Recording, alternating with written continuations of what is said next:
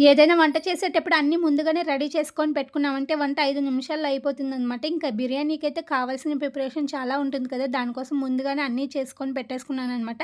ఇంకా ఇప్పుడైతే బిర్యానీ చేసేస్తున్నానండి. ముందుగా స్టవ్ ఆన్ చేసేసి ప్యాన్ పెట్టేసిన తర్వాత అందులోకి ఒక స్పూన్ నెయ్యి, అలాగే కొంచెం ఆయిల్ అయితే వేసేసుకున్నాను.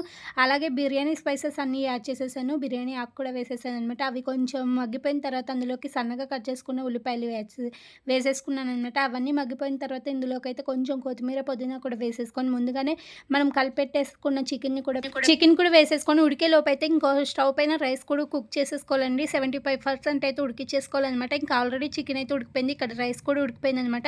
ఇంకా ఈ రైస్‌ని అయితే లేయర్స్ లాగా వేసేసుకోవడమే. ముందుగానే కొంచెం చికెన్‌ని తీసి పక్కకు పెట్టేసాననమాట. ఇలా పెడితే ఇంకా బిర్యానీలోకి ప్రతి రైస్‌లోకి అయితే పీసెస్ అయితే వస్తూ ఉంటాయనమాట. ఇంకా పైనుంచి కొత్తిమీర, పుదీనా, బ్రౌన్ ఆనియన్స్ వేసేసుకొని కలర్ వాటర్ అయితే వేసేసుకోవాలి. అవి అయితే పసుపు వాటర్ అనమాట. ఇంకా దమ్ పెట్టేసి ఉడికిచ్చేస్తే బిర్యానీ అయితే రెడీ.